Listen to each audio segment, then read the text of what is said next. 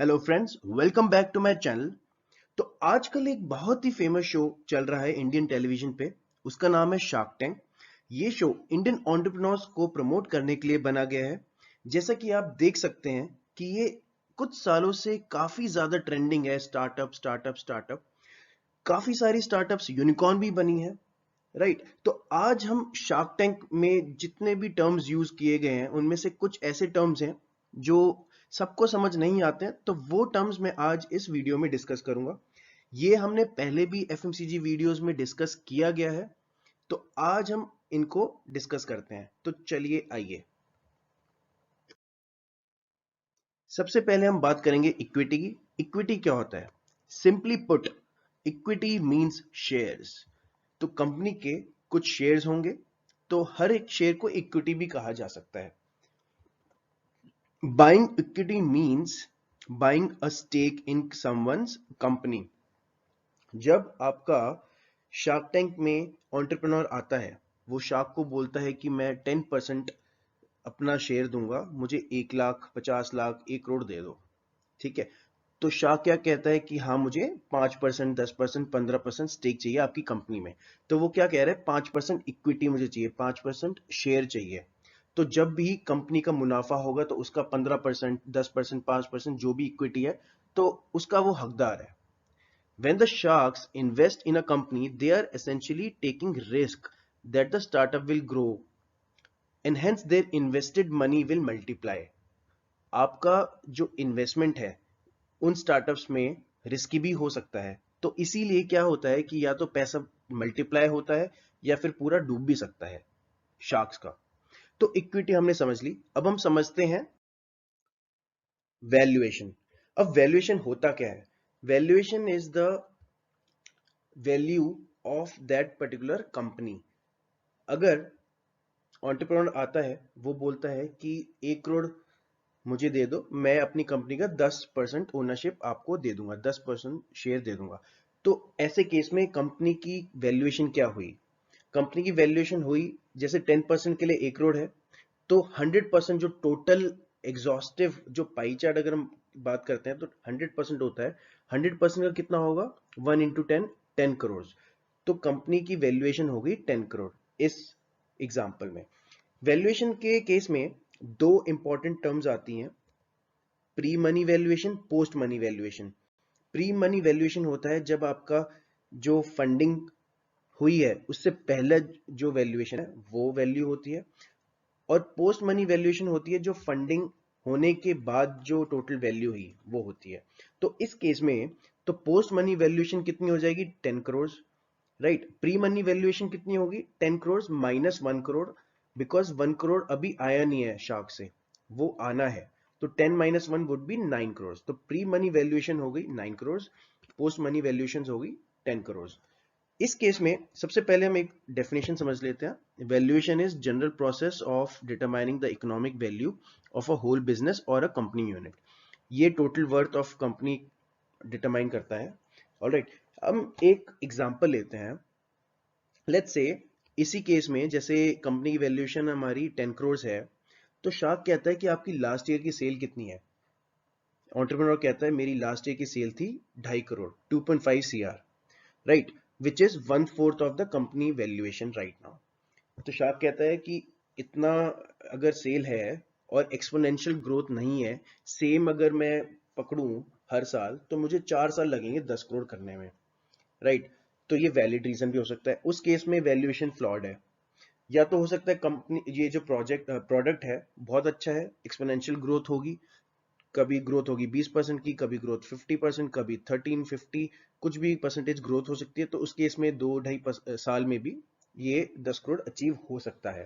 Right, अगर इस case में एंटरप्रेन्योर बोलता है कि लास्ट ईयर की सेल 75 लाख थी, 75 lakhs, तो ये 10 करोड़ जो है बहुत ही ज्यादा वैल्यूएशन लग सकती है, क्योंकि फिर 10 करोड़ करने में बहुत टाइम लग सकता है। या तो जो प्रोडक्ट है बिल्कुल ही अलग ही बहुत अच्छा इन्वेंशन हो जो सब लोग कंज्यूम करना चाहें, राइट, और मोनोपोली हो उसमें, तो हो सकता है कि वो वैल्यूएशन जस्टिफाइड हो, otherwise it might not be justified. Right, तो ऐसे केस में क्या होता है कि लास्ट ईयर सेल्स इंपॉर्टेंट होती है वैल्यूएशन को डिटरमाइन करने में। एक और टर्म होता है परचेज ऑर्डर। परचेज ऑर्डर होता है कि आपके पास कितने ऑर्डर्स अभी हैं जो आपके वेंडर्स को सप्लाई करने हैं, जो आपने अभी तक नहीं किए हैं। तो आप वो दिखा सकते हो कि यार मेरे 50 लाख के 1 करोड़ के परचेज ऑर्डर्स हैं, जो जैसी आपसे फंडिंग आएगी तो हम प्रोडक्शन करेंगे और हम सप्लाई कर देंगे, राइट। तो उससे रेवेन्यू भी जनरेट हो जाएगा। तो एक लास्ट ईयर सेल्स होगी और एक सेल्स पाइपलाइन होगी। ये दो इंपॉर्टेंट टर्म्स है जिससे आप वैल्यूएशन जनरेट कर सकते हो। All right. ऑलराइट, तो अब हम आते हैं थर्ड पॉइंट पे, net profit versus gross profit. हमारे दो प्रॉफिट्स होते हैं, ग्रॉस प्रॉफिट भी होता है, नेट प्रॉफिट भी होता है। तो इनमें फर्क क्या है, बहुत ही इंपॉर्टेंट है। जो हमारा ग्रॉस प्रॉफिट होता है वो अमाउंट ऑफ मनी होता है जो कॉग्स को हटाने के बाद आपका बचता है, कॉस्ट ऑफ गुड्स सोल्ड। तो अगर आपके जो भी कॉग्स हो गए, आप फॉर एग्जांपल एक मैन्युफैक्चरर हो, कोई भी प्रोडक्ट बना रहे हो, तो उसकी जो कॉस्ट ऑफ गुड्स है, रॉ मटेरियल में लगते हैं, मैन पावर, सब कुछ मिला मिलू के जो कॉग्स है, उसको जब हटाते हो रेवेन्यू से, तो वो जो आपका होता है ग्रॉस प्रॉफिट होता है। इसमें आपने अभी भी कोई भी टैक्सेस और डेप्रिसिएशंस, एमोर्टाइजेशंस कुछ नहीं निकाला है, कुछ नहीं डिडक्ट किया है। तो ये ग्रॉस प्रॉफिट हो गया। अब हम आते हैं नेट प्रॉफिट। नेट प्रॉफिट बहुत इंपॉर्टेंट होता है, इससे पता चलता है कि कंपनी प्रॉफिटेबल है या नहीं। This reflects the amount of money you are left with after having paid all your allowable business expenses. इसमें आपका एमोर्टाइजेशन, फिर सारे टाइप के एक्सपेंसेस आ जाते हैं, डिडक्ट हो जाते हैं। उसके बाद जो बचता है वो होता है नेट प्रॉफिट। अब हम बात करते हैं रेवेन्यू की। रेवेन्यू आप जैसे समझते हैं, बिल्कुल simple, sales of the company. Revenue is the total amount of income of your company which is generated from sales of goods and services before expenses are subtracted. This is important. तो revenue हमने समझ लिया। इसमें क्या होता है, दो चीजें आती हैं, टोटल रेवेन्यू और net revenue. Total revenue, net revenue. Total revenue क्या होता है, रेवेन्यू बिफोर सब्ट्रैक्टिंग एक्सपेंसेस, जो हमने अभी डिस्कस किया। नेट रेवेन्यू होता है revenue after subtracting expenses such as COGS. Alright, अब हम एक और बहुत ही इंपॉर्टेंट टर्म की बात करेंगे, कैक। कैक क्या होता है, CAC is customer acquisition cost. It is the amount of money a company spends to get a new customer. काफी सारी D2C कंपनी आ रही हैं, जैसे मामा अर्थ है।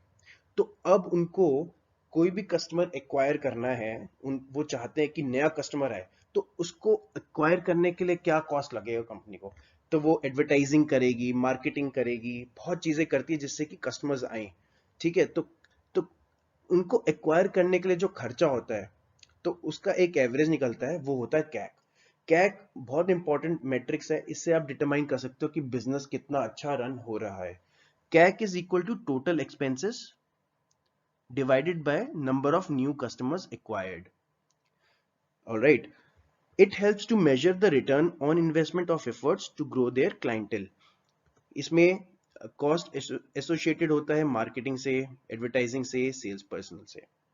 ऑलराइट, तो दिस वाज कैक। अब हम समझते हैं एसक्यू।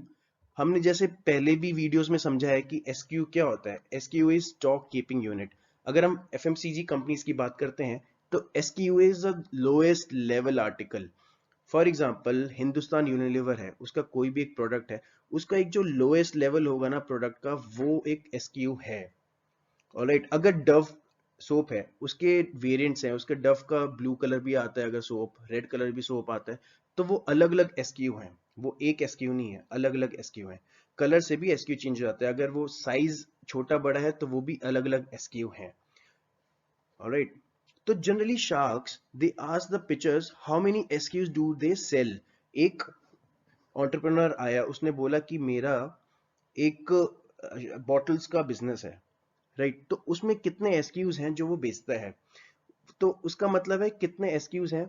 अगर वो बॉटल ब्लू कलर की है, ग्रीन है, 1 लीटर की है, 5 लीटर की है, तो अलग अलग एसक्यूज हैं ये। तो इससे पता चलता है कि वो कितने एसक्यूज बेच रहे हैं। Alright. तो अब हम समझेंगे परचेज ऑर्डर। परचेज ऑर्डर क्या होता है, it is a commercial document and first official offer issued by a buyer or seller indicating the quantity as well as the agreed price. मैं एक स्टार्टअप हूं, ठीक है, मैंने एक मशीन बनाई है जिससे कि आप फ्रूट्स उसमें काट सकते हो, बहुत कुछ कर सकते हो। तो उस मशीन की डिमांड आ गई काफी सारे वेंडर से। ठीक है, तो अब उन्होंने मुझे बोला है कि आप मुझे 10 मशीन दे दो, दूसरा वेंडर कह रहा है मुझे 15 मशीन दे दो। तो मेरे पास एक पर्टिकुलर परचेज ऑर्डर उनसे आ चुका है ऑफिशियल। तो मैं ये बोल सकता हूँ मेरे पास ये परचेज ऑर्डर है, कंफर्म्ड ऑर्डर है, जिनको मैं सप्लाई कर सकता हूँ अगर मेरे पास वो इन्वेंट्री है। Alright, so good PO helps in setting higher valuation of the company in front of the sharks. अगर मेरे पास परचेज ऑर्डर ज्यादा है तो मैं पिक्चर्स को शार्क्स को बोल सकता हूँ कि यार मेरे पास इतना सारा परचेज ऑर्डर है, तो मेरी जो प्रोडक्ट्स हैं उसकी डिमांड है, अगर आप मुझ में इन्वेस्ट करोगे मेरे पास पैसा आएगा तो मैं और प्रोडक्शन करूंगा, तो मैं उनको सेल कर पाऊंगा और रेवेन्यू जनरेट हो जाएगा। एक और बहुत ही बार यूज किया गया टर्म है D2C। D2C क्या होता है? D2C is direct to consumer. Direct to consumer means companies that manufacture and ship their products directly to the buyers. अगर मैं एंड कंज्यूमर हूं तो मेरे पास डायरेक्टली मैन्युफैक्चरर से ही आ रहा है, कोई मिडिल मैन नहीं है, कोई डिस्ट्रीब्यूटर नहीं है, कोई रिटेलर नहीं है, directly may be through their website, company selling goods from their website directly to the consumers. For example Mamaearth, boAt, ये सारी ऐसी कंपनीज है, मैं डायरेक्टली उनकी वेबसाइट पे जाके उनके प्रोडक्ट्स परचेज कर सकता हूं। तो ये हो गया D2C, डायरेक्ट टू कंज्यूमर। पहले जनरली क्या चलता था? जनरल ट्रेड, जो बिल्कुल ट्रेडिशनल ट्रेड बोलते हैं, जिसमें डिस्ट्रीब्यूटर्स अपॉइंट किए जाते हैं, सुपर स्टॉकिस्ट अपॉइंट किए जाते हैं, रिटेलर्स होते हैं, तो उनके थ्रू आपके पास गुड्स आता है। या फिर मॉडर्न ट्रेड होता है जैसे बिग बाजार, डी मार्ट, इनके थ्रू आता है। तो ये हमारे इनडायरेक्ट मोड हो गए। ये हो गया D2C, डायरेक्ट टू कंज्यूमर। अब हम आते हैं एक और टर्म पे, टैम। काफी बार शार्क्स बोलेंगे एंटरप्रेन्योर से, तो आपके प्रोडक्ट का टैम क्या है? तो इसका मतलब क्या है? टैम मतलब total addressable market. Total addressable market, it is the revenue opportunity available for the product if 100% market share was achieved. मतलब कि एक पूरा यूनिवर्स है, the entire potential market independent from your ability to reach and serve. For example पूरा pan India में, for example Mamaearth company है, उनका time हो सकता है एज 15 से 60, ऑल मेल फीमेल, राइट। लेकिन उनका serviceable addressable market SAM won't necessarily be 15 to 60। हो सकता है कि उसमें भी जो रूरल एंड अर्बन आते हैं खाली वो अर्बन को केटर कर पा रहे हो, तो दैट वुड बी सैम। उसमें से भी SOM होता है serviceable obtainable market, that is the share and portion of the market that you can capture, right? तो it is very important initially to understand TAM जो टोटल एड्रेसेबल मार्केट है, इससे हमें पोटेंशियल पता चल जाएगा मार्केट का। अब मार्केट का पोटेंशियल पता चल गया तो उसके बेसिस पे हम top down method approach use करके एक पर्टिकुलर एस्टिमेट पे आ सकते हैं कि हम कितना रेवेन्यू जनरेट कर सकते हैं। TAM helps in breaking down the numbers into manageable levels। तो इससे क्या होता है, शार्क्स समझ सकते हैं कि अच्छा TAM इतना है, तो अगर इसका 30% is the market share which should be achieved, तो हमारा इतना रेवेन्यू जनरेट हो सकता है। ऑलराइट, अब हम आते हैं आखिरी टर्म पे, ROI। और ROI बहुत ही इंपॉर्टेंट टर्म है, चाहे वो स्टार्टअप हो, चाहे वो पुराना बिजनेस हो, चाहे वो डिस्ट्रीब्यूटर्स के लिए हो, चाहे वो पर्सनल ग्रोथ के लिए भी हो। ROI हर जगह यूज होता है। ROI होता क्या है? ROI is a performance measure that is used to evaluate the efficiency और profitability of an investment। आपने कहीं भी इन्वेस्ट किया, फॉर एग्जाम्पल एसेट्स में इन्वेस्ट कर रहे हो, या फिर मतलब टेंजिबल गुड्स में कर रहे हो इन्वेस्ट, कोई भी बिजनेस में इन्वेस्ट कर रहे हो, तो आप इन्वेस्ट करके रिटर्न लेना चाहोगे, राइट। अगर आप कोई कोर्स भी पढ़ रहे हो, या फिर आप अगर अभी आप वीडियो देख रहे हो मेरी, उसमें आपने इन्वेस्टमेंट किया अपने टाइम की, आपने 10-15 मिनट उसमें इन्वेस्ट किया, तो रिटर्न आपका क्या होगा? रिटर्न की आपको कुछ इससे सीखने को मिला, तो return on investment, that is the performance major.